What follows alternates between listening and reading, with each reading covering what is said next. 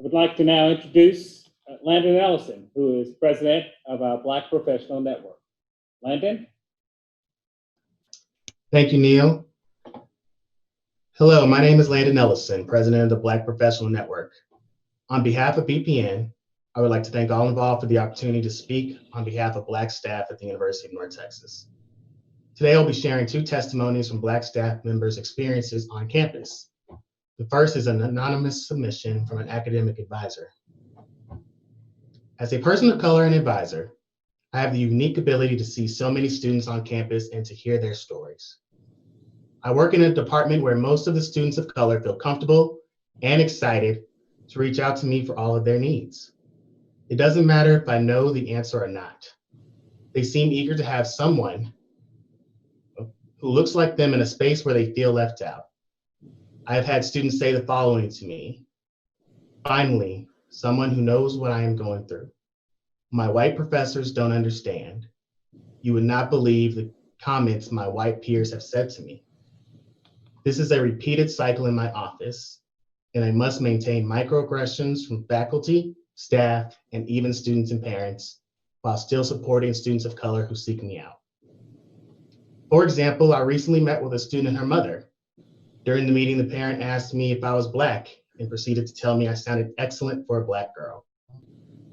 The student said, "I guess I have to apologize since I need my advising code from you." I have also advised several white students who have often complained to me about the resources Black students get and they feel left out. One student said to me, "I'm not trying to sound racist, but why do them folks get everything? You're Black, so you will know all the resources that can help me." I continually get mistaken by professors in my office as a student, as they cannot believe that I am an advisor. I've had professors and deans give me my professional contact information out for me to deal with the issues arising regarding students of color, even if I have no jurisdiction to assist the student. Meanwhile, several professors have also walked students to my office and said, "Oh, she'll know how to handle your situation as she's probably been through it." I've seen professors who are supposed to advise diverse student populations within my department never show up for meetings, events, or even talk to the students they chose to advise, so they make it a bonus, or they just want to beef up their resume for tenure. These students often feel comfortable to come to me and tell me everything that is going on. I love my job, I love helping students, but I refuse to be the affirmative action and equal opportunity employee at UNT in regards to Black relations in my department. That concludes my first story. I'm actually going to be sharing, the next story is actually a personal one of mine, so I apologize in advance if I get a little emotional while reading it out. So this story actually intersects in my role as both a staff member and an alumni, as well as to my wife, Vanessa, who's also a 2-time alumnus. Vanessa is actually one of the original Emerald Eagle scholars here at UNT. In fact, she was the alumni speaker at the Emerald Eagle Ball in 2014. President Smatris, I believe this was one of your first public events because it was within a few weeks of your tenure here at the university. After Vanessa's speech, notable alumni such as Ming Jo Green and Phyllis George sought Vanessa out to commend her performance. However, none of those actions or Vanessa's contributions back to the institution were relevant one evening in 2015. I was an employee in the Dean of Students office, serving as a judge for Omega Psi Phi Fraternity's event in the Eagle Student Services Center 255. I also serve as the advisor for the organization. At the event, 2 officers were present. Due to my role at the event, I was not outdoors with the officers during the program as I usually would be at such events. During an intermission, a dance party broke out among the students. It was loud but not unruly. At first, I considered as the advisor to make an announcement asking students to lower the music a little. However, we were on the eve of the Michael Brown verdict, and our students were feeling much of the same anger, stress, and anxiety as the current student body and employees are living through today. It was a rare instance for this simply to enjoy being college students in the current climate that they were living through. I decided to let the students have their moment, and if the officers on duty felt they were disruptive, they would let me as the advisor know. When I returned to my seat, I had a message from Vanessa that the police wanted her out of the building. She was waiting in the lobby as we shared a vehicle. When I went to find her, Vanessa was standing on the stairs right outside of the door. And one of the officers sprinted down the hallway enraged and told me she could not come into the event as I opened the door. I explained that Vanessa was not coming into the classroom. She was waiting in a public space, the same as a white student who was only a few feet away from us. I reminded the officer that I was a staff member, Vanessa was my spouse, and was waiting for me. However, it was clear to the officer in question that they found the event featuring a large group of Black students disruptive, although there was no violence. In my word as an institutional official, and Vanessa's value as an alumni was not important. I felt powerless because I felt that I had to leave even the students unprotected, or to ask my wife, who was already angry and humiliated, to wait in the cold of night or a car like a criminal. This past week, when discussing the high-profile deaths of Black citizens, Vanessa told me a part of the story I hadn't heard. It's not surprising this detail didn't come up in 2015 because it's actually very traumatic, but it brought a lot of clarity to what happened that evening in the Eagle Student Service Center. When Vanessa first arrived at the event, as previously mentioned, she was told to leave.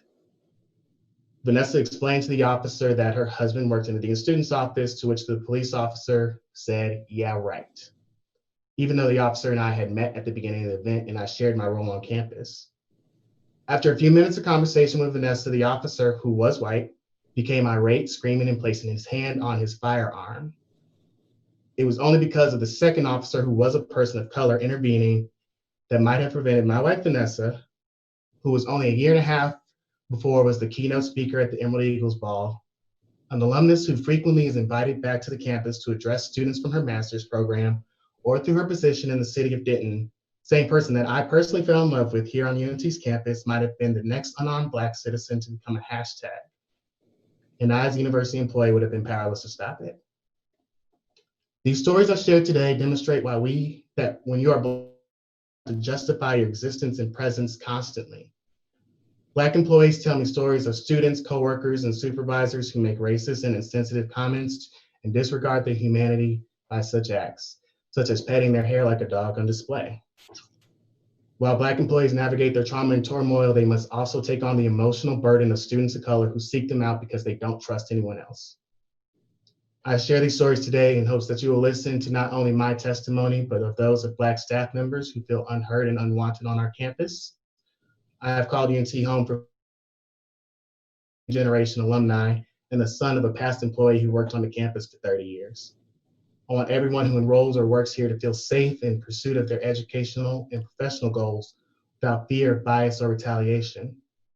We, as members of the Black Professional Network, would like to echo the recommendations of the Black Faculty Network to help UNT to continue in its mission to becoming a more inclusive and welcoming environment for faculty, staff, and students. Thank you.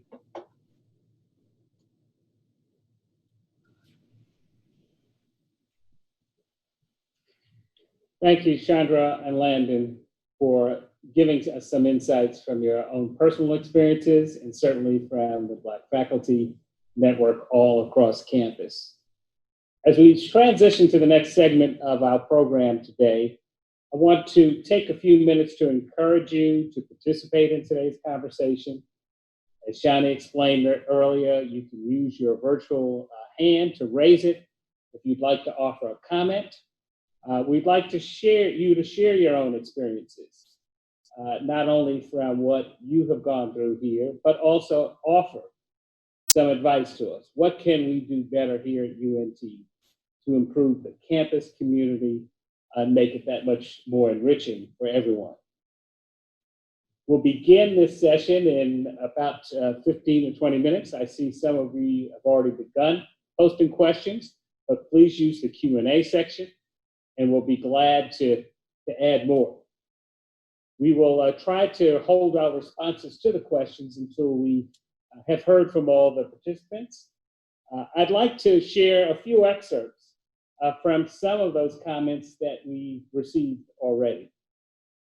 These samples are just representative of so many that really echo some of the comments we just heard.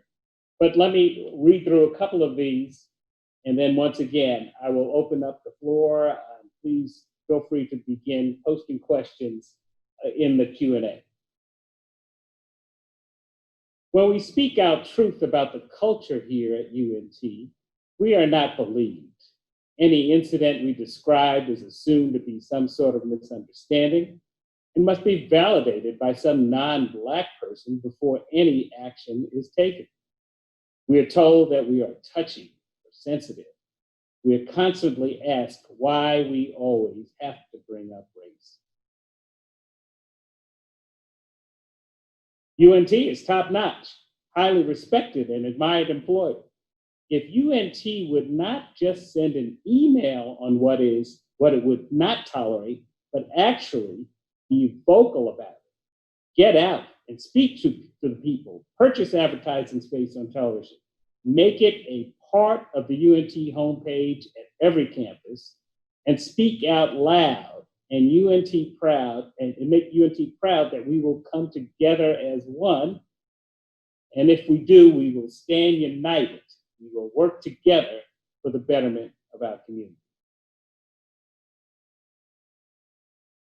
I would like to see more professional development opportunities brought to UNT on how to engage in conversations around racism with support and compassion through the experiences of Black, Indigenous, and people of color.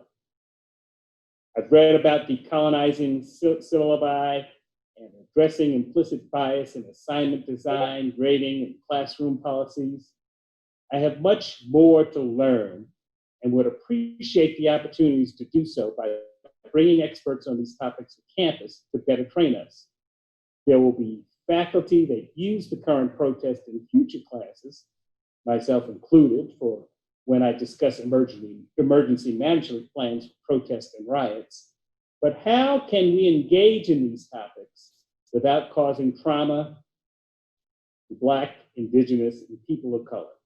I need more tools, and I believe my colleagues do as well.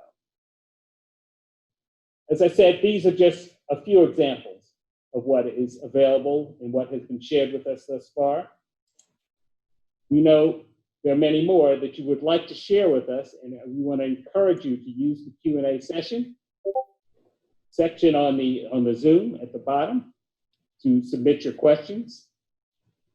As you're submitting those questions, again, I will be notified of you and try to encourage you all to participate as much as possible.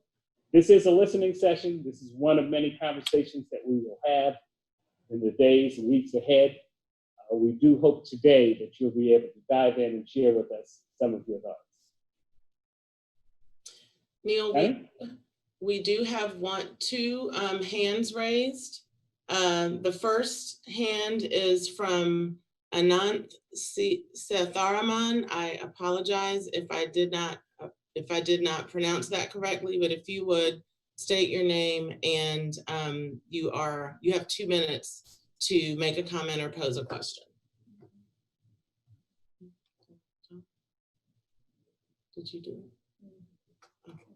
Okay, 1 moment. Where is it? Where did it go?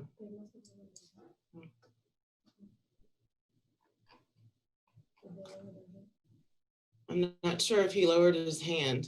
So then we are going to go to. I apologize, that was by accident. Oh, okay, there you go.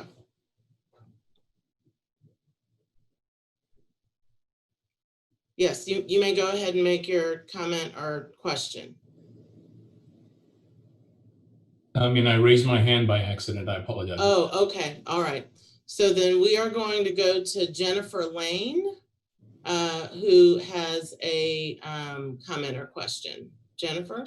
Hi, I just want to thank Shani. I don't know if I can turn my video on, probably not, but Shani, I just want to thank you because you are carrying so much of this right now. You're doing so much of the work. So thank you so much. That's all.